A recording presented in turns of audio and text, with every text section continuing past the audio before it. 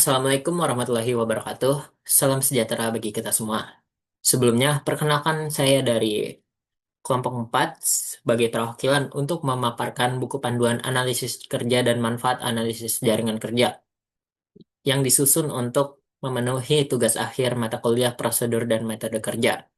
Sebelumnya, perkenalkan kami dari kelompok 4 yang beranggotakan Afifah, Alisa Andini, Baiti Fadilah, Radit Aditya Junot, dan Sheila Nur Ramadhani. Dosen pengampu pada mata kuliah ini adalah Bapak Suherdi SPDS HMM. Kami dari program studi D4 Administrasi Perkantoran Digital, Fakultas Ekonomi dan Bisnis Universitas Negeri Jakarta. Pada pendahuluan ini, kalau kalian ketahui, kalau setiap organisasi baik dalam skala kecil maupun besar, itu senantiasa dihadapkan pada tuntutan untuk menyelesaikan berbagai pekerjaan secara efisien, tepat waktu, dan sesuai dengan target yang telah ditetapkan. Nah, untuk mencapai hal tersebut diperlukan pemahaman yang mendalam. Maka dari itu, salah satu pendekatan yang digunakan untuk mencapai hal tersebut adalah analisis jabatan atau job analysis. Namun demikian, selain itu kejelasan struktur pekerjaan pada level individu maupun jabatan saja belum cukup untuk menjamin efisiensi pelaksanaan suatu proyek atau pekerjaan yang melibatkan banyak aktivitas yang saling berkaitan. Dalam konteks ini, dibutuhkan pendekatan lain selain job analysis, yaitu memetakan keterkaitan antar aktivitas secara menyeluruh, yaitu analisis jaringan kerja atau network planning. Nah, salah satu metode yang paling banyak digunakan adalah CPM dan PERT. Penerapan analisis jaringan kerja melalui metode CPM dan PERT telah banyak dibuktikan mampu meningkatkan efektivitas penggunaan sumber daya dalam pengelolaan proyek baik dari sisi waktu maupun biaya. Namun sebelum lebih lanjut, jika kalian ketahui, CPM itu memiliki kepanjangan, yaitu Critical Path Method, sedangkan PERT yaitu Program Evaluation and Review Technique, dan ini akan dijelaskan di bab selanjutnya. Nah, penguasaan terhadap analisis kerja dan analisis jaringan kerja menjadi keterampilan yang penting bagi mahasiswa program studi administrasi perkantoran digital, di mana kedua konsep tersebut sangat relevan dengan aktivitas perencanaan, pengorganisasian, dan pengendalian pekerjaan di lingkungan organisasi maupun perkantoran modern. Tujuan penyusunan pedoman ini ada empat, yaitu memberikan pemahaman kepada pembaca mengenai konsep dasar analisis kerja dan analisis jaringan kerja, menjelaskan prosedur dan langkah-langkah penerapan metode analisis jaringan kerja, CPM dan PERT. Ketiga, menguraikan manfaat analisis jaringan kerja, kerja, dan yang terakhir menyajikan panduan yang sistematis berbasis referensi ilmiah dan mudah dipahami. Ruang lingkup pembahasannya itu yang pertama diawali dengan konsep dasar analisis kerja sebagai landasan dalam memahami struktur tugas dan tanggung jawab suatu pekerjaan dalam organisasi. Kemudian dilanjutkan dengan analisis jaringan kerja menggunakan metode CPM dan PERT. Dan terakhir dibahas pula langkah-langkah yang teknis penyusunan diagram jaringan kerja, cara menentukan jalur kritis, dan slack time, serta manfaat yang diperoleh dari penerapan analisis jaringan kerja. Selanjutnya adalah bab 2, yaitu landasan teori yang menjadi pijakan dalam memahami analisis kerja dan analisis jaringan kerja. Di pertama ini adalah konsep dasar analisis kerja. Nah, itu merupakan proses sistematis untuk mengumpulkan dan mengolah informasi mengenai suatu pekerjaan. Menurut Rahmawati dan Yusuf, bahwa analisis kerja dapat mendukung efektivitas organisasi karena membantu manajemen menempatkan pegawai sesuai dengan kompetensi yang dimiliki. Dalam buku panduan ini, analisis kerja dipahami sebagai tahapan awal sebelum menyusun jaringan kerja. Pekerjaan yang belum dianalisis dengan baik akan sulit dijadwalkan karena aktivitasnya belum jelas. Sebaliknya, pekerjaan yang sudah diuraikan ke dalam aktivitas-aktivitas kecil akan lebih mudah dipetakan ke dalam jaringan kerja. Selanjutnya adalah konsep dasar analisis jaringan kerja. Analisis jaringan kerja adalah metode yang digunakan untuk menggambarkan hubungan antara berbagai aktivitas dalam suatu pekerjaan atau proyek. Metode ini memperlihatkan uraian kegiatan, ketergantungan antar aktivitas, serta waktu yang dibutuhkan untuk menyelesaikan pekerjaan. Dalam lingkungan organisasi dan perkantoran, analisis jaringan kerja dapat digunakan pada berbagai kegiatan seperti penyusunan program kerja, penyelenggaraan seminar, pengolahan dokumen, pelaksanaan kegiatan, hingga pengendalian proyek sederhana. Selanjutnya adalah penyusunan diagram jaringan kerja.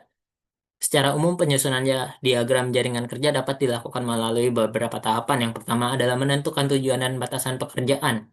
lalu mengidentifikasi seluruh aktivitas, menentukan aktivitas ketergantungan, kemudian mengestimasi durasi setiap aktivitas, kemudian memilih bentuk diagram yang sesuai seperti AON atau AOA. Selanjutnya adalah menghitung jalur kegiatan dan menentukan jalur kritis, dan terakhir melakukan evaluasi dan penyesuaian apabila terdapat perubahan. Nah, dalam penyusunan diagram jaringan kerja ada AON dan AOA. AON adalah activity on node dan AOA activity on a row. AON itu ditampilkan dalam bentuk node atau kontak atau kotak, sedangkan panah digunakan untuk menentukan hubungan antar aktivitas. Berbeda dengan pada pendekatan AOA, activity on a row, di mana aktivitas digambarkan dengan panah, sedangkan node itu menunjukkan peristiwa awal atau akhir dari suatu aktivitas. Di tabel 2.1 ada istilah-istilah dasar dalam diagram jaringan kerja, seperti activities, node, panah, dummy, dan durasi yang memiliki makna yang berbeda-beda. Selanjutnya adalah analisis jalur kritis atau CPM, Critical Path Method. Nah, metode yang digunakan untuk menentukan rangkaian aktivitas yang paling menentukan lama penyelesaian proyek merupakan pengertian dari CPM. Heiser dan Render itu memandang analisis jalur kritis sebagai teknik manajemen proyek, membantu pengelola proyek mengidentifikasi aktivitas penting agar pengendalian waktu dapat dilakukan secara efektif. Dalam analisis jalur kritis terdapat beberapa komponen seperti aktivitas, hubungan ketergantungan, selanjutnya ada durasi, slack atau float, dan juga jalur kritis itu sendiri. Nah, rumus dasar untuk menghitung slack atau float adalah slack sama dengan ls min is sama dengan lf min if. Nah, untuk pengertian dari ls, is, lf, if itu ada pada tabel titik 2, 2.2, yaitu is yaitu waktu mulai paling awal, if waktu selesai paling awal, ls waktu mulai paling lambat, dan lf waktu selesai paling lambat.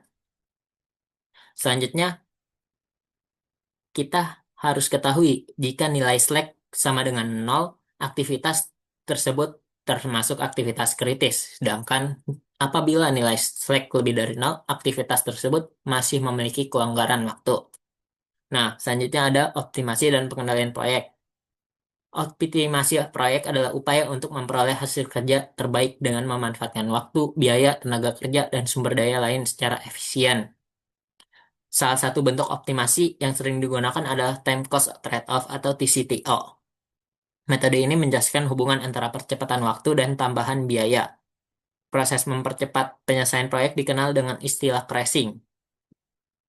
Nah, pengendalian proyek dapat dilakukan dengan membandingkan rencana dan realisasi. Salah satu metodenya yaitu EVA, Earned Value Analysis, yaitu metode yang menilai proyek dari sisi waktu, biaya, dan hasil pekerjaan. Menurut Nur Rafandi, itu ada 3 komponen pada EVA, yaitu Budgeted Cost of Work, Schedule, Budgeted Cost of Work Perform, dan Actual Cost of Work Perform. Dari ketiga komponen tersebut, pengelola proyek dapat melihat apakah proyek berjalan sesuai jadwal dan apakah biaya yang digunakan masih efisien. Dalam konteks buku panduan, optimasi dan pengendalian perlu dipahami sebagai bagian dari siklus kerja. Selanjutnya adalah metode dalam analisis jaringan kerja. Pada tabel 2.3, kita lihat bahwa ada 3 metode, yaitu CPM, PERT, dan Gantt chart. Pada metode CPM, itu fokus utamanya menentukan jalur kritis dan durasi proyek. PERT fokus utamanya memperkirakan durasi proyek dengan 3 estimasi waktu, yaitu waktu optimis, waktu paling mungkin, dan waktu pesimis. Dan terakhir ada Gantt chart, yaitu menampilkan jadwal kegiatan dalam bentuk diagram batang. Selanjutnya adalah manfaat analisis jaringan kerja. Analisis jaringan kerja memiliki manfaat penting dalam perencanaan, pelaksanaan, dan pengendalian pekerjaan. Mungkin manfaat analisis kerja dapat dirangkum sebagai berikut, yaitu membantu menyusun kegiatan secara sistematis, memperjelas hubungan ketergantungan antar aktivitas, membantu menentukan aktivitas prioritas, lalu memudahkan pengawasan karena aktivitas yang berisiko menunda proyek bisa ketahui lebih awal, kemudian mendukung penggunaan sumber daya secara lebih efisien, selanjutnya membantu pengambilan keputusan ketika terjadi perubahan, Dan terakhir, meningkatkan koordinasi antar anggota tim. Dan selanjutnya adalah penerapan analisis kerja dan jaringan kerja dalam organisasi. Penerapan analisis kerja dan jaringan kerja dalam organisasi dilakukan dengan menghubungkan dua hal, yaitu isi pekerjaan dan alur pelaksanaan pekerjaan. Penerapan kedua konsep ini juga mendukung evaluasi kerja. Apabila kegiatan tidak selesai tepat waktu, organisasi dapat menelusuri aktivitas mana yang menjadi penyebab keterlambatan. Jika keterlambatan terjadi pada aktivitas kritis, maka perlu dilakukan tindakan perbaikan segera. Jika keterlambatan terjadi pada aktivitas yang memiliki kelonggaran, maka organisasi dapat menyesuaikan sumber daya tanpa mengganggu jadwal akhir. Secara keseluruhan, landasan teori ini menegaskan bahwa analisis kerja dan analisis jaringan kerja merupakan alat penting dalam pengelolaan pekerjaan. Analisis kerja memperjelas struktur tugas, sedangkan analisis jaringan kerja memperjelas struktur waktu dan hubungan antar aktivitas. Keduanya perlu dipahami secara terpadu agar pelaksanaan pekerjaan dapat berjalan lebih efektif, efisien, dan sesuai dengan tujuan organisasi. Selanjutnya adalah bab 3, yaitu pembahasan. Yang pertama adalah pembahasan mengenai analisis kerja di lingkungan perkantoran. Analisis kerja merupakan suatu proses sistematis untuk mengumpulkan, mengolah, dan menyusun informasi mengenai suatu pekerjaan, meliputi tugas, tanggung jawab, prosedur pelaksanaan, serta persyaratan yang harus dipenuhi oleh pemegang jabatan. Menurut Edwin B. Filippo, menjelaskan bahwa analisis jabatan pada dasarnya merupakan pekerjaan mempelajari sekaligus mengumpulkan informasi berkaitan dengan operasi dan tanggung jawab dari suatu pekerjaan tertentu. Tetapi, menurut Gary Dessler itu memiliki pandangan yang lain. Nah, dari beberapa pandangan, dapat disimpulkan bahwa analisis kerja bukan sekedar kegiatan administratif biasa, melainkan sebuah proses kajian yang sistematis untuk mengenali seluruh aspek dari suatu pekerjaan, baik dari sisi isi pekerjaan maupun dari sisi kualifikasi orang yang melaksanakannya. Selanjutnya adalah tujuan dan manfaat analisis kerja. Tujuan dan manfaat analisis kerja itu lumayan banyak sekali ya, tetapi di sini aku akan menjelaskan bahwa salah satu manfaatnya adalah memberikan kejelasan mengenai tugas dan tanggung jawab setiap pegawai, kemudian menjadi dasar penyusunan SOP, standar operasional prosedur kerja di kantor, kemudian membantu manajemen dalam menentukan kebutuhan tenaga kerja, selanjutnya menjadi acuan dalam penyusunan program pelatihan dan pengembangan pegawai. Kelima adalah mempermudah proses evaluasi kinerja dan pemberian kompensasi yang adil. Dan terakhir, tentu saja manfaat dan tujuannya adalah meningkatkan efisiensi dan efektivitas kerja. Nah, teknik pengumpulan data dalam analisis kerja itu juga harus kita telaah. Kenapa? Karena pemilihan teknik ini sangat berpengaruh terhadap kualitas dan keakuratan informasi yang akan digunakan sebagai dasar penyusunan uraian tugas, spesifikasi jabatan, ataupun evaluasi jabatan. Yang pertama itu ada teknik observasi, lalu ada teknik wawancara, teknik kuesioner, studi dokumen, dan juga catatan harian kerja atau logbook. Kemudian ada hasil analisis kerja. Nah, proses analisis kerja itu memiliki output yang saling berkaitan. Yang pertama adalah uraian jabatan, spesifikasi jabatan, dan evaluasi jabatan. Kemudian ada pembahasan tentang analisis jaringan kerja. Nah, menurut Levin dan Kirkpatrick, bahwa Critical Path Method (CPM) merupakan metode untuk merencanakan dan mengawasi proyek yang paling banyak digunakan di antara berbagai metode lain yang memakai prinsip pembentukan jaringan. Kedua ahli tersebut juga menjelaskan bahwa PERT juga bertujuan mengurangi penundaan, gangguan, dan konflik dalam pelaksanaan proyek, sekaligus mengkoordinasi dan mempercepat penyelesaian berbagai bagian pekerjaan menjadi satu kesatuan yang utuh. Analisis jaringan kerja merupakan suatu teknik perencanaan dan pengendalian yang dapat digunakan untuk menggambarkan hubungan antar kegiatan dalam suatu pekerjaan atau proyek secara visual dalam bentuk diagram jaringan.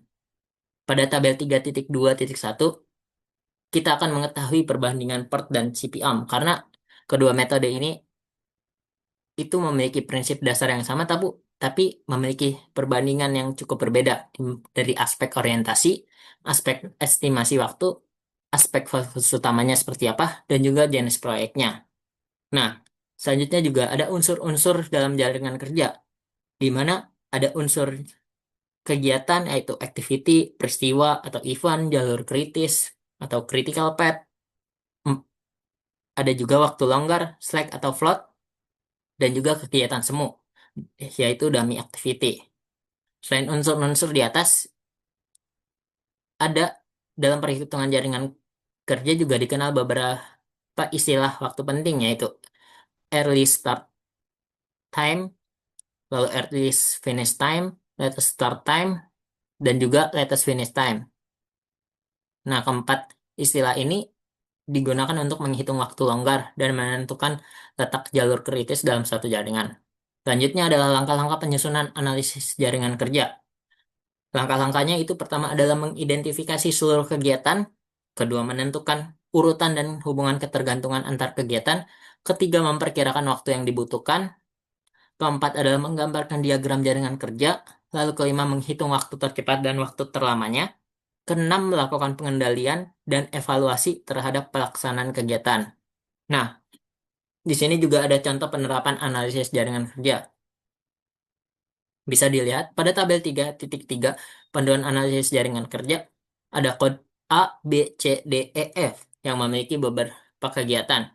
Dan ada juga pendahulu serta waktu tempuh atau berapa waktu tersebut bisa diselesaikan. Nah, pada kode A itu pendahulunya tidak ada, berarti kode A adalah yang paling awal. Sedangkan kode B pendahulunya A, berarti kode B tidak bisa dilaksanakan ketika kode A belum terlaksana. Begitupun kode C, D, E, F. Nah, berdasarkan tabel di atas, berarti seluruh kegiatan tersebut bersifat berurutan. Sehingga jalur kritisnya adalah A, B, C, D, E, F. Sebagai gambaran perhitungan sederhana, kegiatan A itu tidak memiliki pendahulu karena waktu mulai tercepat atau early start pada hari ke-0 dan waktu selesai tercepat pada hari ke-3. Sedangkan kegiatan B baru dapat dimulai setelah kegiatan A selesai, yaitu pada hari ketiga dan berakhir pada hari kelima. Begitupun seterusnya sampai ke kegiatan F. Selanjutnya adalah keterkaitan analisis kerja dan analisis jaringan kerja. Analisis kerja dan analisis jaringan kerja pada dasarnya merupakan dua kajian yang berbeda fokus, tetapi keduanya berjalan beriringan dalam mewujudkan pengelolaan perkantoran yang efisien. Meskipun berbeda fokus, kedua analisis ini memiliki keterkaitan yang erat dalam praktiknya. Sebagai ilustrasi, pada contoh penyusunan laporan bulanan yang telah dibahas sebelumnya, setiap kegiatan seperti mengumpulkan data, mengolah data, maupun menyusun draft laporan sesungguhnya merupakan bagian dari uraian tugas suatu jabatan tertentu di kantor. Dengan demikian, analisis kerja memberikan kejelasan mengenai siapa yang mengerjakan, sedangkan analisis jaringan kerja memberikan kejelasan mengenai kapan dan dalam urutan apa pekerjaan tersebut harus diselesaikan. Kita masuk ke studi kasus, di mana proyek kereta cepat Jakarta-Bandung merupakan proyek infrastruktur strategis nasional yang menghubungkan Jakarta dan Bandung, tapi memiliki beberapa kendala seperti COVID-19, perubahan desain konstruksi, dan masih banyak lagi. Dari sisi analisis kerja, proyek melibatkan berbagai pihak dengan tugas yang berbeda, antara lain pada tabel 3.5 bisa dilihat analisis kerjanya dari tim perencanaan, tim pembebasan lahan, kontraktor, konsultan pengawas, dan juga manajemen proyek. Jika tidak ada tabel ini, maka kita tidak tahu unit mana yang memiliki tanggung jawab tersebut dan berkaitan atau tidak. Jadi dapat menimbulkan keterlambatan pada unit-unit yang lain jika tidak adanya analisis kerja. Nah, kita telah lebih lanjut pada tabel 3.5, yaitu analisis jaringan kerjanya. Ada kode A, B, C, D, E, F, G. Nah, berdasarkan uraian tersebut, jalur kritisnya juga seperti yang pada contoh sebelumnya, yaitu berurutan A, B, C, D, E, F, G. Jika kode A belum selesai, maka kode B tidak bisa dikerjakan. Sebagai penutup, kesimpulan dari buku panduan ini adalah analisis kerja dan analisis jaringan kerja merupakan dua konsep yang saling melengkapi dalam upaya mewujudkan pengelolaan pekerjaan yang efektif dan efisien di lingkungan organisasi maupun perkantoran. Analisis kerja berperan sebagai fondasi awal untuk menjawab siapa yang bertanggung jawab, apa saja tugas dan wewenang yang melekat padanya, serta kompetensi apa yang dibutuhkan. Nah, mulai proses itu dihasilkan uraian jabatan, spesifikasi jabatan, dan evaluasi jabatan yang menjadi dasar bagi berbagai fungsi manajemen. Nah, setelah struktur pekerjaan dipahami melalui analisis kerja, selanjutnya adalah memetakan keterkaitan antar aktivitas melalui analisis jaringan kerja yang menjawab pertanyaan mengenai kapan dan dalam urutan apa suatu proyek atau pekerjaan harus dilakukan. Nah, itu adalah dua metode yaitu critical path method dan juga program evaluation and review technique CPM dan PERT. Dua metode ini adalah dua metode yang paling sering digunakan dan setiap kegiatan dapat digambarkan dalam bentuk diagram jaringan yang menunjukkan hubungan ketergantungan, durasi, serta jalur kritis yang menentukan lama penyelesaian keseluruhan kerjaan. Serta relevansi kedua konsep ini tidak terbatas pada proyek berskala besar, sebagaimana ditunjukkan oleh studi kasus proyek kereta cepat Jakarta-Bandung, di mana keterlambatan pada satu aktivitas kritis seperti pembebasan lahan terdampak pada keseluruhan jadwal penyelesaian proyek. Prinsip yang sama juga berlaku pada kegiatan administratif sehari-hari di lingkungan perkantoran. Contohnya penyusunan laporan, pelaksanaan rapat kerja, atau pengelolaan dokumen yang direncanakan dengan analisis kerja dan jaringan kerja yang tepat akan berjalan lebih tertib, terukur, dan mudah dievaluasi. Dengan demikian, penerapan analisis kerja dan analisis jaringan kerja secara terintegrasi terbukti mampu membantu organisasi dalam merencanakan, mengorganisasikan, dan mengendalikan pekerjaan secara lebih menyeluruh, sehingga resiko keterlambatan dan pemborosan sumber daya dapat diminimalkan sejak tahap perencanaan. Selanjutnya, yang terakhir adalah saran, di mana berdasarkan pembahasan dan kesimpulan di atas, atau sebelum-sebelumnya, penyusun memberikan beberapa saran sebagai berikut, yaitu bagi organisasi atau perkantoran, sebaiknya analisis kerja dilakukan secara berkala agar uraian jabatan dan spesifikasi jabatan tetap relevan. Lalu, yang kedua adalah penerapan analisis jaringan kerja, khususnya CPM dan PERT. Sebaiknya nggak hanya digunakan pada proyek berskala kecil, besar, tetapi juga bisa digunakan atau dibiasakan digunakan untuk kegiatan administratif rutin di kantor. Nah, lalu yang ketiga adalah pengelola proyek atau kegiatan perlu memberikan perhatian khusus pada aktivitas-aktivitas yang berada di jalur kritis. Karena mengingat di mana keterlambatan pada aktivitas tersebut akan berdampak langsung pada keterlambatan penyelesaian keseluruhan pekerjaan. Selanjutnya, diperlukan pelatihan atau sosialisasi mengenai penyusunan diagram jaringan kerja bagi pegawai di lingkungan kantor, supaya pemahaman mengenai kerja dan analisis jaringan kerja nggak hanya dimiliki oleh manajemen proyek, tetapi juga oleh seluruh pihak yang terlibat dalam pelaksanaan pekerjaan. Dan terakhir, tentu saja buku panduan ini masih memiliki keterbatasan, khususnya pada variasi. Contohnya penerapan yang disajikan. Penyusunan lanjutan diharapkan dapat memperkaya buku panduan ini dengan studi kasus yang lebih beragam serta rujukan yang lebih mutakhir, sehingga buku panduan dapat terus dikembangkan menjadi bahan ajar yang lebih lengkap dan aplikatif. Terakhir, adalah daftar pustaka yang kami gunakan untuk buku panduan ini. Baik, itu saja pemaparan dari kelompok 4 yang diwakili oleh saya sendiri yaitu Radit Aditya Junot untuk memaparkan buku panduan analisis kerja dan manfaat analisis jaringan kerja, mata kuliah, prosedur, dan metode kerja. Harapannya dari buku panduan ini bisa memberikan manfaat bagi orang-orang yang membaca buku panduan ini ataupun menjadi referensi bagi orang-orang yang untuk menelaah lebih lanjut tentang analisis kerja dan manfaat analisis jaringan kerja. Itu saja dari kelompok 4. Kurang lebihnya mohon maaf. Wassalamualaikum warahmatullahi wabarakatuh.